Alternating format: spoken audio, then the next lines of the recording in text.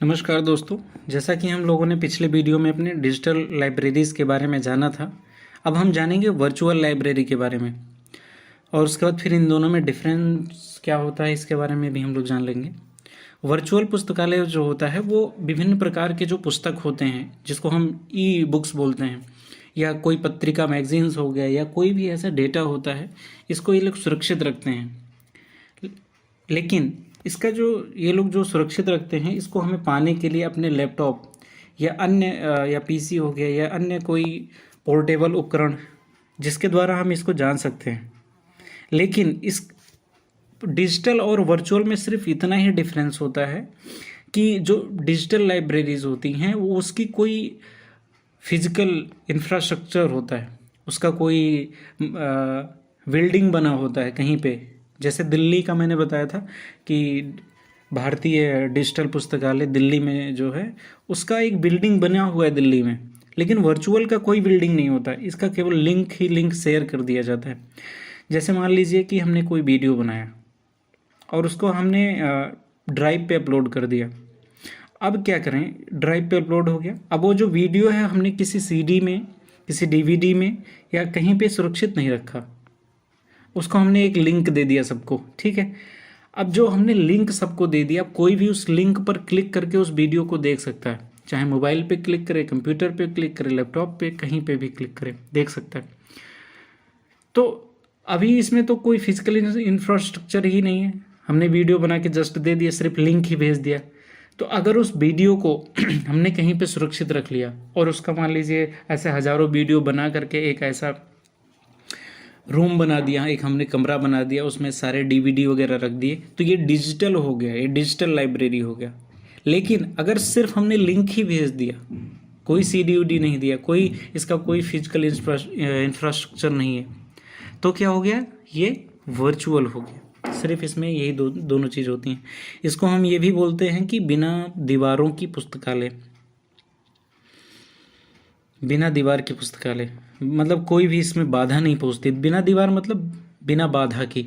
दीवारें हमारे लिए बाधा है ना, कि तो बिना बाधा की हम इसको हम ढूंढ पाते हैं, जिसमें बताया गया कि संसाधन भौतिक रूप में नहीं होता, मैंने बता दिया है। और ये वेबसाइट से लिंक भी प्रदान कर देता है, ये भी मैंने बता दिया। अब इसकी क्या विशेषताएं हैं? सबसे पहली विशेषता यही होती है कि इसमें समान रूप से कोई भी भौतिक संग्रह नहीं होता। भौतिक मतलब फिजिकल, जिसको हम छू सकते हैं, स्पर्श कर सकते हैं, फील कर सकते हैं अपने, तो उसे हम बोलते हैं भौतिक संग्रह, छूने से, ठीक है, स्पर्श हो उसका। दूसरा, इसका अलग इलेक्ट्रॉनिक प्रारूप में ही ये केवल उपलब्ध होते हैं, जितने भी इसमें कंटेंट होते हैं सारे इलेक्ट्रॉनिक रूप में होते हैं। दूसरा, ये पुस्तकालय किसी भी स्थान पर संग्रहित नहीं होते, किसी भी जगह पे नहीं होते, ये सिर्फ लिंक पे ही होते हैं, ऑनलाइन ही अवेलेबल होते हैं। पुस्तकालय संसाधनों का वर्गीकरण करके उन्हें सिर्फ प्रदान करता है। पुस्तकालय क्या करता है? पुस्तकालय इसलिए इसको बोलते हैं कि वर्गीकरण करता है।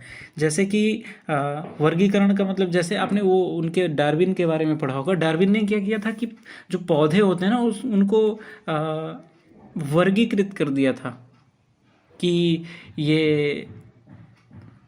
ये इस तरह के पौधे हैं, वो उस तरह के पौधे हैं। अब ज्योग्राफी में हम लोग पढ़ते हैं कि कुछ पौधे ऐसे होते हैं जो सिर्फ रेगिस्तान में पाए जाते हैं, कुछ पौधे होते हैं जो पहाड़ों पर पाए जाते हैं, कुछ पौधे ऐसे होते हैं जो भूमध्य रेखा पर पाए जाते हैं, तो कुछ पौधे ऐसे होते हैं जो दलदली क्षेत्र पर पाए जाते हैं। तो ये जो वर्गीकरण हो ना पौधों का, तो ऐसे ही पुस्तकालय का भी काम होता है, वर्चुअल पुस्तकालय का काम होता है ये वर्गीकरण कर देना, कि जैसे मेडिकल से रिलेटेड पुस्तकें हो गई, ये इंजीनियरिंग से रिलेटेड पुस्तकें हो गई, ये BLIS के लिए पुस्तकें हो गई, MLIS के लिए पुस्तकें हो गई, ये फलाना के लिए पुस्तकें हो गई। तो ऐसे ही ये चीज़ हो गई, वर्गीकरण ये प्रदान कर देता है, क्लासिफिकेशन प्रदान कर देता है, प्रलेखों तक किसी भी वर्क स्टेशन से पहुंचा जा सकता है।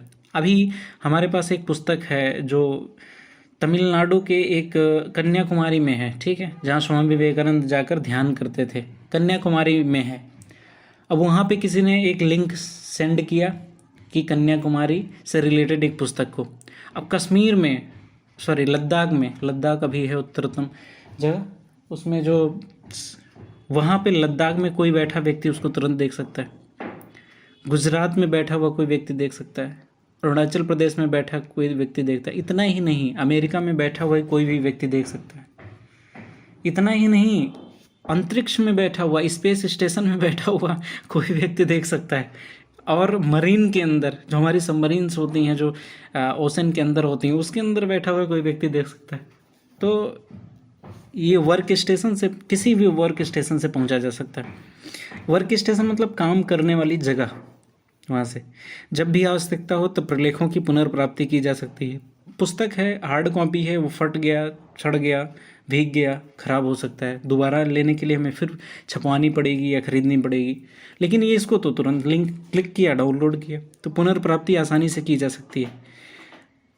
और वर्चुअल पुस्तकालय में वेबसाइट पर प्रभावी खोज और ब्राउज सुविधाएं उपलब्ध होती हैं, जिसको आप ब्राउज कर सकते हो तुरंत। और ये भी है कि वर्चुअल पुस्तकालय में क्या, वो आपने कहावत तो सुनी होगी,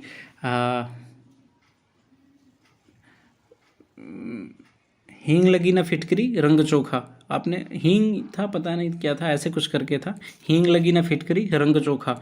मतलब इसमें ना तो प्रिंटिंग कॉस्ट लगा, ना तो पेपर का कॉस्ट लगा, ना तो फिर वो जो प्रिंटर वगैरह था उसको खरीदने का कॉस्ट लगा, ना तो इलेक्ट्रिक को कॉस्ट लगा। तो ये सारे खर्चे बच करके ये आसानी से मिल जाते हैं। और उसके बाद मान लो नए नए जो खोज होते हैं, अब नए खोज तुरंत तो नहीं पहुंच जाएंगे भाई प्रिंट के रूप में। आज किसी ने पुस्तक लिखा और आपको आज ही मिल जाता है, कैसे? ये इसी के कारण मिल जाता है। आज अगर कोई भी पुस्तक का अनावरण हुआ, आज ही आपको मिल जाएगा, इसी वर्चुअल माध्यम से ही मिल जाएगा, वरना तो ये प्रिंट का वेट हमें करना पड़ता है। और तो ये भौतिक संग्रह की तुलना में अधिक जानकारी भी देते हैं, और ये वो मतलब नई नई जानकारियाँ भी दे देते हैं, अपडेट जानकारी देते हैं तुरंत। अब इसके कुछ उदाहरण दिए गए हैं, जैसे मैथमेटिक्स www वर्चुअल पुस्तकालय फ्लोरिडा स्टेट यूनिवर्सिटी के गणित विभाग द्वारा संचालित है, www.maths/fsu.edu/virtual ये है। एक अलबामा वर्चुअल पुस्तकालय है, उसके बारे में ये आप सर्च कर सकते हो। तो ये रहा वर्चुअल और इसमें अंतर, डिजिटल में कन्फ्यूजन नहीं होनी चाहिए। अब इलेक्ट्रॉनिक के बारे में इसमें अपने सिलेबस में दिया नहीं है, तो क्यों अपना टाइम वेस्ट करें जो सिलेबस में दिया नहीं है। जानना हो तो आप, चाणक्य बोलते थे कि ये जो पूरा हमारा जीवन है ना, उसमें हम करोड़ों चीज़ जान सकते हैं। हमारा पूरा जीवन बीत जाएगा लेकिन हम सब कुछ नहीं जान सकते। तो हमें सिर्फ उतना ही जानना चाहिए जितना हमारे काम की हो। और मूर्ख ही वो व्यक्ति होते हैं जो बिना उद्देश्य के, बिना किसी भी लक्ष्य के अपना कार्य करते रहते हैं। तो हर कार्य एक उद्देश्य के को लेकर के चलो, फिर आपको मज़ा आएगा। जैसे ये हो गया, तो हमें सब कुछ नहीं जानना है, अपने काम की बातें ही जानना है। अब जैसे IAS का परीक्षा होता है, तो एक बार मैं एक बेवकूफ़ की इस बात सुन रहा था। किसी बच्चे ने पूछा उनसे कि सर ये IAS बनने के लिए क्या करते हैं? तो वो बेवकूफ़ बता रहा था कि दुनिया की जितनी भी पुस्तकें होती हैं, मैगजीन्स होती हैं, सारी चीज़ें पढ़ लो। उस समय मुझे चक्कर आने लगे था, क्योंकि यार दुनिया में कितनी पुस्तकें होती हैं शायद उस बेवकूफ़ को पता नहीं होगा। तो ऐसे ही बेवकूफ़ कई लोग होते हैं, तो उनसे हमें सावधान रहना है। तो बेवकूफ़ इन द सेंस बहुत ही भोले लोग होते हैं, जिन्हें ज्ञान नहीं होता फिर भी वो जानकारी देते रहते हैं, उनको ही बेवकूफ़ बोलते हैं। तो उनसे हमें सावधान रहना, और हमें जितना इस परीक्षा के लिए और जितना हमारे भविष्य के लिए ज़रूरी उतना ही पढ़ना। और ये जो इलेक्ट्रॉनिक लाइब्रेरी होता है, हम ये बोल सकते हैं कि डिजिटल और इसमें वर्चुअल, इन दोनों में ही होता है। इन दोनों को ही हम बोलते हैं इलेक्ट्रॉनिक माध्यम से की जाने वाली। अब सीधा सिंपल सा है, जिस लाइब्रेरी में इलेक्ट्रॉनिक माध्यमों का प्रयोग हो उसको इलेक्ट्रॉनिक लाइब्रेरी हम बोल सकते हैं, बस सिंपल। डिजिटल को भी कभी कभी हम इलेक्ट्रॉनिक बोल देते हैं। चलो नेक्स्ट हम बोलते हैं संकर पुस्तकालय के बारे में पढ़ते हैं। संकर मतलब हाइब्रिड। आपने पढ़ा होगा वो हाइब्रिड धान, हाइब्रिड गेहूँ आजकल काफ़ी ज़्यादा बढ़ रहा है। ग्रीन रेवोल्यूशन के बाद तो काफ़ी ज़्यादा बढ़ गया हाइब्रिड मतलब दो जीन्स को मिला करके बनाई जाने वाली एक नई प्रजाति, उसी को बोलते हैं हाइब्रिड। ठीक है, मान लो अफ्रीका का कोई व्यक्ति है और एशिया के किसी व्यक्ति से शादी कर लेता, तो जो उसका संतान होगा वो हाइब्रिड होगा, क्योंकि उसमें दो प्रकार की प्रजाति है, एक तो अफ्रीकन प्रजाति है और दूसरा एशियन प्रजाति है। अभी देखो कामधेनु, मिशन कामधेनु में भी यही की जा रही है। ये सारे उदाहरण मैं ये इसलिए दे रहा हूँ क्योंकि आपको टॉपिक बोरिंग ना लगे, और आसानी से समझ जाए। और आप जब एक होता है विजुअल लर्निंग शायद आप लोग जानते हो या नहीं जानते हो। विजुअल लर्निंग से जो बड़े बड़े एग्जाम्स की तैयारी करते हैं, IITians या यूपीएससी या अन्य एग्ज़ाम्स की तैयारी करते हैं, वो लोग विजुअल लर्निंग्स पे काफ़ी फोकस करते हैं। तो जब हम किसी भी टॉपिक को किसी भी बिंदु से ऐसे रिलेट कर देते हैं ना, वो टॉपिक ज़िंदगी भर याद रहता है। ऐसे रटते रह जाओगे, याद नहीं होने वाला। तो रिलेट करना सीखो, रिलेट करना। अच्छा हाइब्रिड मतलब अच्छा एशियन और अफ्रीकन, अच्छा ये था तो ऐसे ही हाइब्रिड कुछ होगा दो चीज़ों को मिलाने के लिए, तो ये दो चीज़ों को मिलाएंगे हम आगे। तो ये 1990 के दशक में हाइब्रिड पुस्तकालय का विकास हुआ। इसमें क्या होता था कि पारंपरिक जो मुद्रित सामग्री होता था, प्रिंटेड मटेरियल्स होता था, वो जैसे किताबें हो गई, मैगजीन्स हो गए, और दूसरा इलेक्ट्रॉनिक मटेरियल्स, इन दोनों को मिला दिया जाए तो इसको हम बोलते थे हाइब्रिड पुस्तकालय। और एक व्यक्ति थे क्रिस रूसब्रिज, इन्होंने एक डी लिब नामक पत्रिका में लेख दिया था, तभी से वर्ड फेमस माना जाता है, क्रिस रूसब्रिज। अब ये क्रिस रूसब्रिज का नाम कैसे याद होगा? तो क्रिस मूवी तो आपने देखा होगा ना, वो उड़ के जाते हैं क्रिस। तो मान लो क्रिस उड़ के जा रहे हैं रूस में एक ब्रिज है, वहाँ से हमें क्या लाना है? प्लेन, क्योंकि भारत को अभी S-400 मिसाइल्स भी मिलने वाली है। तो क्रिस जा रहे हैं रूस, क्या लेने के लिए? ब्रिज पे मिसाइल रखी हुई है वो।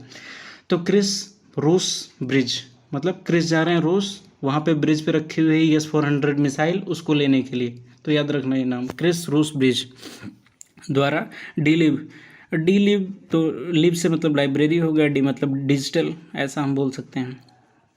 तो डी लिब नामक पुस्तिका में इन्होंने लेख दिया था, तब ये छपा था। अगला, संकर पुस्तकालयों को जिन मुद्दों का सामना करना पड़ रहा है वे हैं डिजिटल डिवाइड, पारस्परिकता, संग्रह विकास, इलेक्ट्रॉनिक्स संसाधनों के स्वामित्व, डिजिटल मीडिया का संरक्षण। अभी एक क्वेश्चन इसमें मैं क्वेश्चन पेपर में देख रहा था कि हाइब्रिड पुस्तकालयों में कई तरह की इशूज़ आ रही हैं, ठीक है, कई तरह की कई मुद्दे सामने आ रहे हैं, तो उसको हम एक बार देख लेते हैं। सबसे पहला होता है डिजिटल डिवाइड। अच्छा, ये डिजिटल डिवाइड क्या होता है? आप लोगों ने ये ज्योग्राफी में पढ़ा होगा कि जनसंख्या डिवाइड, आपने उसमें पढ़ा होगा 6वीं से लेकर के 12वीं तक या 10वीं तक। तो डिजिटल डिवाइड में क्या होता है कि जनसंख्या 3 रूपों में डिवाइड किया जाता है, ठीक है। एक तो जनसंख्या होती है कि बहुत तेज़ी से बढ़ती जाती है और वो ज़्यादातर इलिटरेट होते हैं, ज़्यादा बच्चों को जन्म देते हैं, उसमें से ज़्यादा बच्चे मर जाते हैं। और दूसरी प्रकार की जो जनसंख्या होती है, वहाँ पे क्या होता है कि ज़्यादातर बच्चे जन्म तो लेते हैं लेकिन कम मरते हैं, क्योंकि वहाँ पे मेडिकल सुविधा हो जाती है। और तीसरी ऐसी होती है कि जहाँ पे बच्चों का जन्म भी कम होता है और मृत्यु भी कम हो जाता है। तो ऐसे ही जो डिजिटल डिवाइड मतलब वो गैप, डिवाइड मतलब गैप होता है। अभी जो पुरानी पीढ़ी है और जो वर्तमान की पीढ़ी है, उन दोनों में आप देखोगे एक डिजिटल डिवाइड, एक गैप दिखाई देगा। तो इसमें भी बताया गया है कि कुछ ऐसे भी लोग हैं जो डिजिटल तकनीक को अपना लेते हैं। कुछ लोग बोलते हैं भाई मुझे फ़ोन में पढ़ना बहुत मज़ा आता है, कोई भी न्यूज़पेपर या अन्य चीज़ें ठीक से पढ़ लेता हूँ मैं। कुछ लोग बोलते हैं यार नहीं, नींद आने लगती है फ़ोन पर और वो नोटिफिकेशंस भी